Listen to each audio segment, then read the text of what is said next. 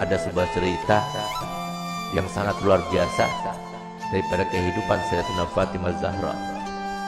Nabi Muhammad SAW menangis, tidak ada henti-hentinya, menangis. Sayyidina Abu Bakar Siddiq datang, tetap menangis. Sayyidina Umar datang, tetap menangis. Sayyidina Utsman datang, tetap menangis. Sampai Sayyidina Abu Bakar mengatakan, ini nggak ada yang bisa mendiamkan Nabi kecuali putri tercintanya Sayyidina Fatimah Zahra. Berangkatlah Sayyidina Abdurrahman bin Auf ke rumah Sayyidina Fatimah dengan perintah dari Sayyidina Abu Bakar Siddiq. Diketok, siapa di luar sana? Ibn Auf, wahai Fatimah. Untuk apa kamu datang kemari? Kami ingin meminta bantuanmu karena Nabi SAW mulai tadi sedang nangis dan tidak berhenti menangisnya, terus menangis. Kami sedih melihatnya. Baik, sebentar aku memakai pakaian dahulu.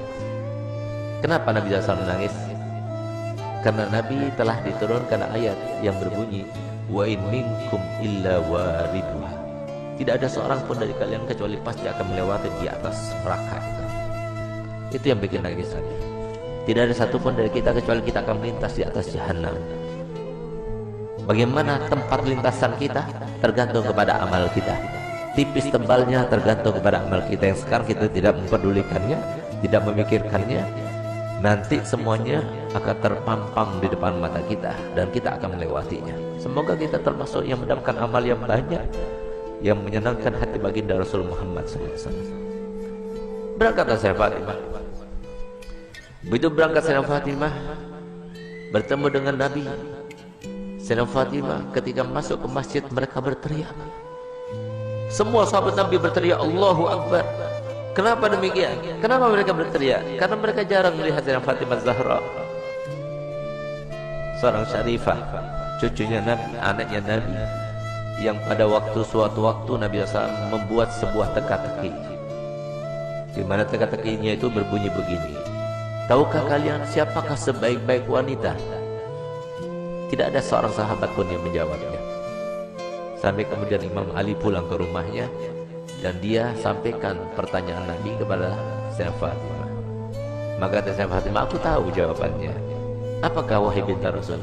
Jawabannya adalah sebaik-baik perempuan adalah tidak pernah dilihat laki-laki dan tidak pernah melihat laki-laki. Ketika Sayyidah Fatimah datang dan para sahabat banyak yang tidak mengetahui dengan Sayyidah Fatimah, mereka berteriak semuanya. Kenapa berteriak? Karena baju yang digunakan oleh Sayyidah,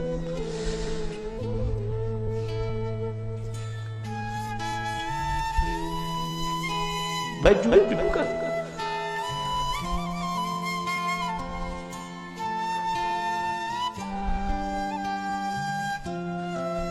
baju yang digunakan oleh Sayyidah Fatimah terdapat tambalan sebanyak 20 tambalan, sehingga sahabat semua sedih melihat putri tercintanya yang selalu dipuji oleh Nabi, yang paling mirip dengan Nabi, yang selalu Nabi SAW merintahkan semua wanita supaya mengikutinya, meneladaninya. Ternyata pakaian seperti itu, sesederhana itu. Di saat itulah ketika sahabat Nabi merasa kasihan, merasa tidak tega, merasa iba melihat kehidupan Sayyidah Fatimah Zahra, maka Nabi SAW berkata kepada Sayyidina Umar bin Khattab, ya Umar, biarkan saja, demi Allah putriku Fatimah adalah pemimpin dari seluruh wanita yang masuk surga. Seandainya para syarifah sekarang tahu, lihat bagaimana pakaian Sayyidah Fatimah, lihat bagaimana perempuan yang dibanggakan oleh Nabi Muhammad SAW, yang harusnya kita sebagai umat yang menjadikan tauladan baginya. Bukan seperti sekarang ini, kita terlalu membanggakan pakaian, kita selalu menampakkan kemewahan, dan kita tidak mau membagi-bagi apa yang telah kita punya. Kita tidak pedulikan kepada manusia. Subhanallah, Sayyidah Fatimah datang suatu waktu di rumahnya. Sayyidah Fatimah adalah seorang yang paling sempurna, tangannya paling sempurna, hidungnya paling sempurna, matanya paling sempurna, karena dialah yang paling mirip dengan Nabi kita Muhammad SAW. Suatu waktu Nabi kita Muhammad datang, karena Nabi Muhammad setiap hari paling sedikit 2 kali masuk ke rumah saya Fatimah, saat pagi hari dan pada malam hari. Dan setiap kali Nabi Muhammad SAW akan melakukan suatu bepergian, pertama kali yang didatanginya setelah pulang dari bepergian ada rumah saya Fatimah. Dan terakhir kali rumah yang didatangi sebelum dia berangkat adalah rumah saya Fatimah Zahra. Semoga kita semua termasuk dibangkitkan bersama Fatimah Zahra. Di saat itulah Nabi SAW masuk ke rumah saya Fatimah. Saya Fatimah punya anak kecil 2, Sayyidina Hasan dan Sayyidina Husain. Di saat beliau itu sedang menghaluskan gandum, maka kemudian Sayyidina Husain menangis, diambilnya. Ketika Sayyidina Husain menangis, diambil dengan tangan kirinya, dia dengan tangannya. Sayyidina Hasan menangis, diambilnya lagi. Sehingga saat itu Sayyidina Bilal melihat kejadian tersebut. Sehingga Sayyidina Bilal merasa iba dan dia mengatakan, wahai binti Rasul, berikan salah satu pekerjaanmu. Kalau engkau mau, biarkan aku yang menggilingnya. Dan kalau engkau mau, biarkan engkau yang menggiling dan berikan kepadaku putramu Hasan dan Husain, biarkan aku yang menggendongnya. Tidak tega beliau itu melihat bagaimana keadaannya saya Fatimah. Sampai kemudian Nabi SAW melihat.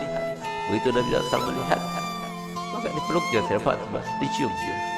Setiap kali Nabi SAW bertemu dengan saya Fatimah, dipeluknya dan dicium di jidatnya sebagai tanda bahwa saya Nabi SAW ridho kepadanya.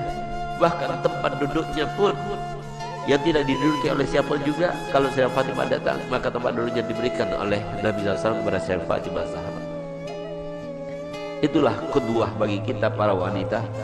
Dialah tauladan yang paling utama bagi wanita, dan dialah yang diceritakan oleh Nabi SAW dalam hadisnya, bahwasanya pernah suatu waktu Sayyidah Fatimah itu dalam keadaan pernah melukai perasaannya suaminya tanpa sengaja.